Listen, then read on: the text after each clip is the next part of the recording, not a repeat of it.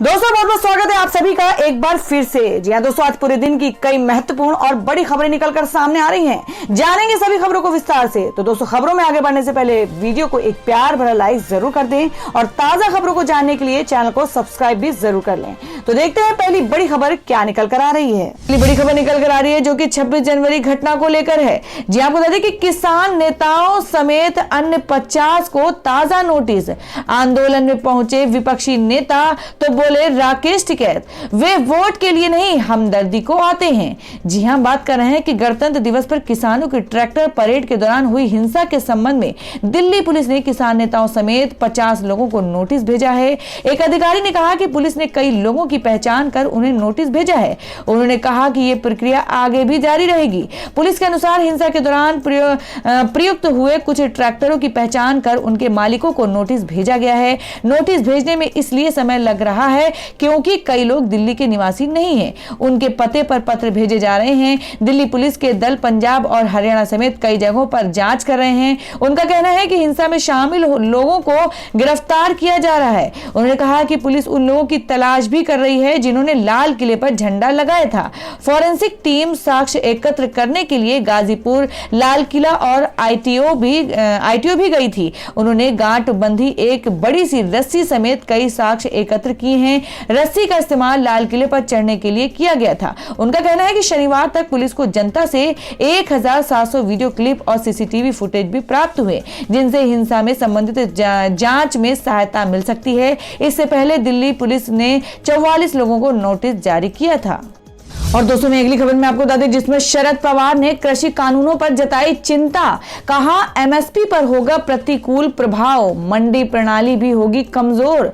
जी हां, आपको बता दें कि केंद्र के 3 नए कृषि कानून पर चिंता प्रकट करते हुए एनसीपी प्रमुख शरद पवार ने शनिवार को कहा कि यह कानून न्यूनतम समर्थन मूल्य एमएसपी पर प्रतिकूल प्रभाव डालेगा और मंडी प्रणाली को कमजोर कर देंगे। पवार ने कहा कि वे प्रधानमंत्री नरेंद्र मोदी के साथ सर्वदलीय बैठक में डिजिटल माध्यम से शामिल हुए।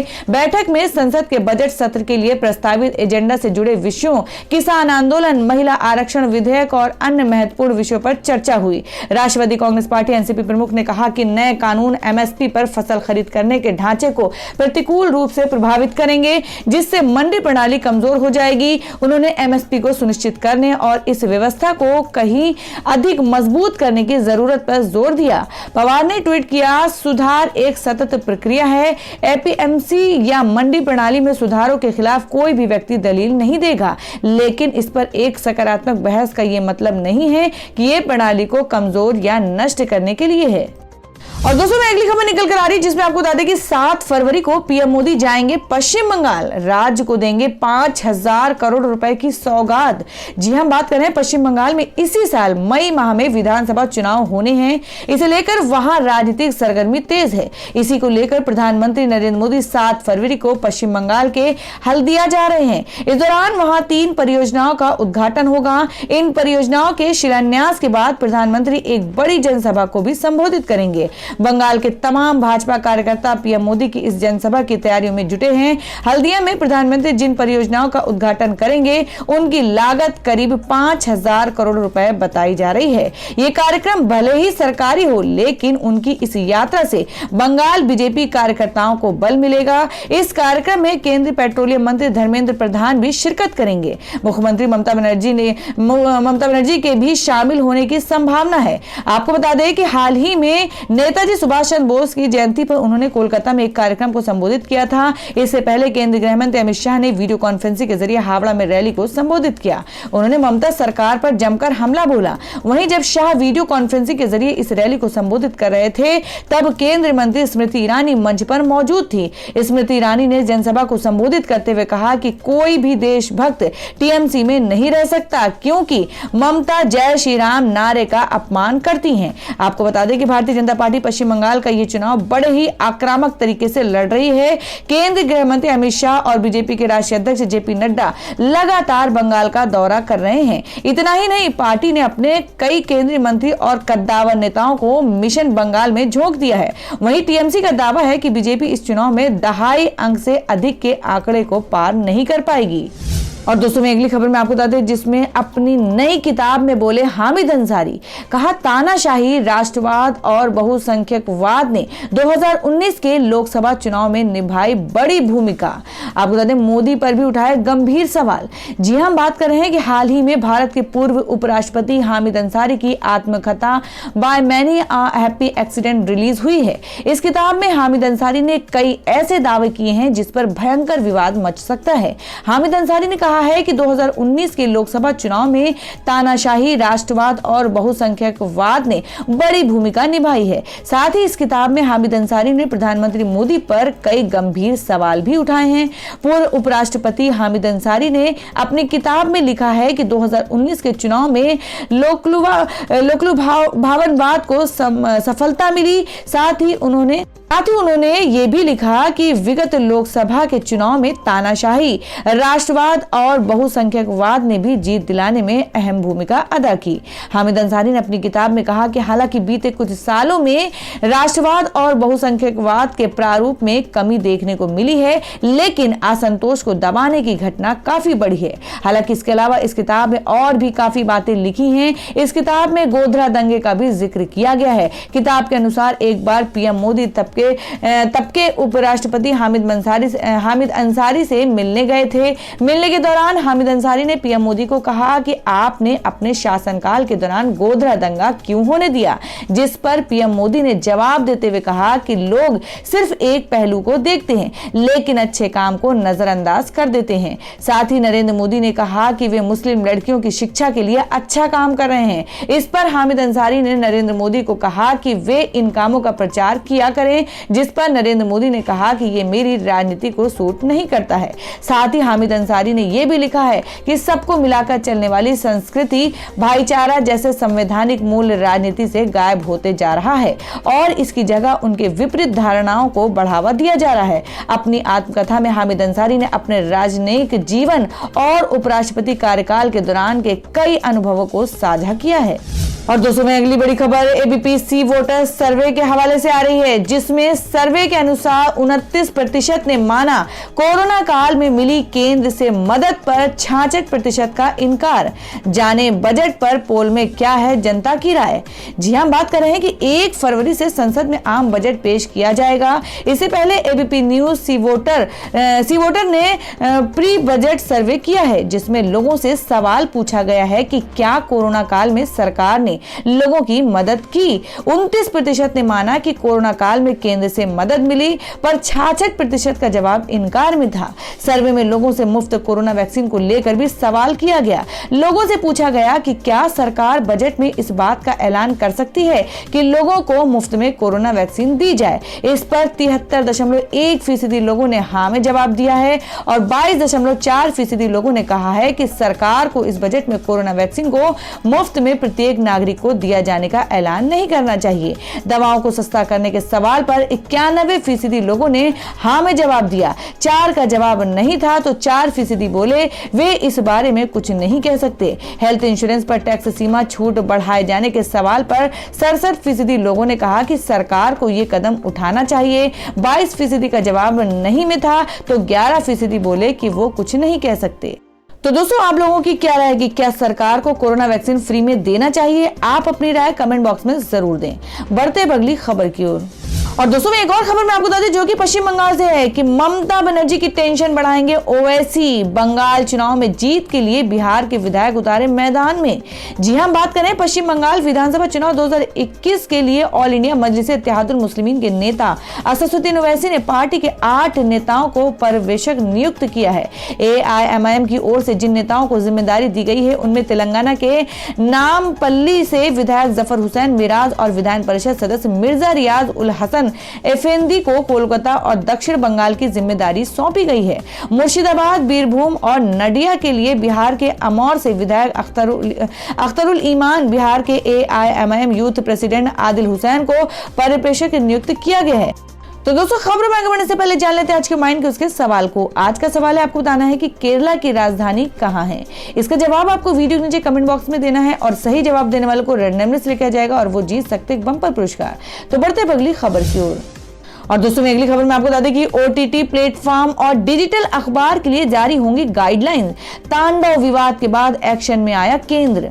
जी हां, आपको बता दें कि वेब सीरीज तांडव पर विवाद के बाद केंद्र सरकार ने ओटीटी प्लेटफॉर्म को लेकर जल्द गाइडलाइन जारी करने का निर्णय लिया है। केंद्रीय मंत्री प्रकाश जावड़ेकर ने रविवार को कहा, ओटीटी पर चलने वाले कुछ सीरियल के बारे में बहुत शिकायतें आई हैं और उसका संज्ञान लिया गया है। ओटीटी की फिल्म, कार्यक्रम, डिजिटल अखबार पर press counselling, cable television sensor board का कानून लागू नहीं होता था। इनके संचालन के लिए जल्द ही सुचारू व्यवस्था की घोषणा की जाएगी। मालूम हो कि हाल ही में वेब सीरीज तांडव को लेकर देश भर में विरोध देखने को मिला है। वेब सीरीज के खिलाफ देश के कई राज्यों में एफआईआर की गई है। सीरीज पर हिंदू भावनाओं को ठेस पहुंचाने का आरोप लगा है। महाराष्ट्र के गृह मंत्री अनिल देशमुख ने भी कहा था कि तांडव को लेकर शिकायतें मिली हैं। तब उन्होंने कहा था कि केंद्र सरकार को ओटीटी पर जो भी सीरीज या फिल्में रिलीज होती हैं, उसके लिए कानून बनाना चाहिए ताकि ऐसी घटनाएं फिर ना हो सके। और दोस्तों में अगली बड़ी खबर निकल कर आ रही है, जिसमें आपको बता दें कि पश्चिमी यूपी ना बन जाए किसान आंदोलन का केंद्र। भाजपा नेताओं को डर, योगी सरकार के लिए अच्छा संकेत नहीं। जी हां, बात कर रहे हैं कि कृषि कानून पर किसान संगठन के प्रदर्शनों को नया बल मिल चुका है। गणतंत्र दिवस पर हुई हिंसा के बाद कई किसान लौटने लगे थे। हालांकि इसके बाद उत्तर प्रदेश पुलिस की किसानों को गाजीपुर बॉर्डर खाली करने की चेतावनी काम नहीं आई और भाकियू नेता राकेश टिकैत के रोने के बाद भावनात्मक रूप से उनसे जुड़े पश्चिमी यूपी के लोगों ने दिल्ली की तरफ कूच करना शुरू कर दिया। टिकैत के आह्वान पर 2 दिन पहले ही मुजफ्फरपुर में महापंचायत का भी आयोजन हुआ था।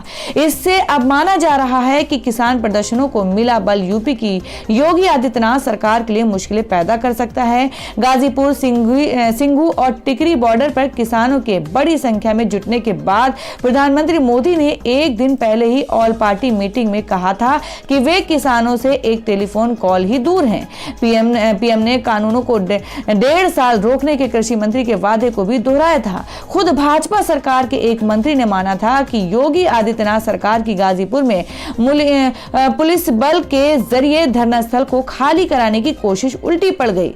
गौरतलब है कि मोदी सरकार गाजीपुर प्रदर्शन स्थल पर हुई घटना से पहले कृषि कानून के खिलाफ हो रहे विरोध को पंजाब और हरियाणा तक सीमित मान रही थी, लेकिन टिकैत के आंसू बहाने के बाद अब आंदोलन की आग पश्चिमी यूपी तक फैल गई है।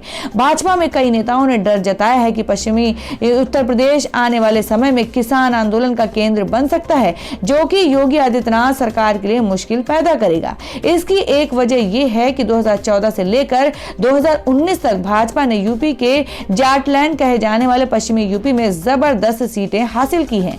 अपनी हिंदुत्ववादी पार्टी की छवि की वजह से भाजपा ने इस क्षेत्र में मजबूत कही जाने वाली रालौत के बड़े नेता को भी हरा दिया था। लेकिन अब कृषि कानूनों पर विरोध प्रदर्शन के बाद भाजपा नेताओं को डर है कि जाट समुदाय को दोबारा अपनी तरफ लाना नामुमकिन भी साबित हो सकता है। और दोस्तों अगली खबर में आपको बता दें कि अधीर रंजन चौधरी बोले, कहा मोदी नहीं बन पाए हर वर्ग के नेता, हिंदू नेता के तौर पर है पीएम की पहचान।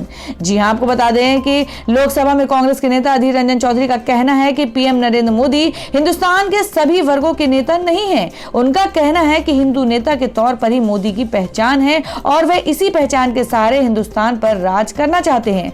आपको बता दें कुछ मीडिया में सीधी बात कार्यक्रम में जब उनसे एंकर ने पूछा कि मोदी पिछले लोकसभा चुनाव में 306 सीटें जीतकर आए हैं, इतनी बड़ी जीत इंदिरा गांधी के बाद पहली बार किसी को मिली है, फिर भी आप उन्हें सभी वर्गों का नेता क्यों नहीं मान रहे? चौधरी का जवाब था कि ये उनकी खामियां हैं। यूपी में एक भी मुसलमान को जगह नहीं दी क्योंकि मोदी उनके नेता नहीं बनना चाहते। हिंदू ज्यादा हैं, इस वजह से मोदी ध्रुवीकरण की राजनीति करते हैं। एंकर ने जब पूछा कि लोक सत्र में जो जीते वो सिकंदर, तो कांग्रेस इस तरह की राजनीति क्यों नहीं करती? अधीर रंजन का कहना था कि उनकी पार्टी ध्रुवीकरण की राजनीति नहीं करती। विश्व में जहां भी ऐसी राजनीति हुई है उसका हश्र सभी ने देखा है। उनका कहना था कि कांग्रेस का हिस्सा बनना उनके लिए गर्व की बात है। कांग्रेस ने आजादी की लड़ाई में हिस्सा लिया, इसका एक स्वर्णिम इतिहास है। उनका कहना है कि भारत में इस समय धर्म की राजनीति हो रही है, लेकिन ये चीज हमेशा कायम नहीं रहेगी।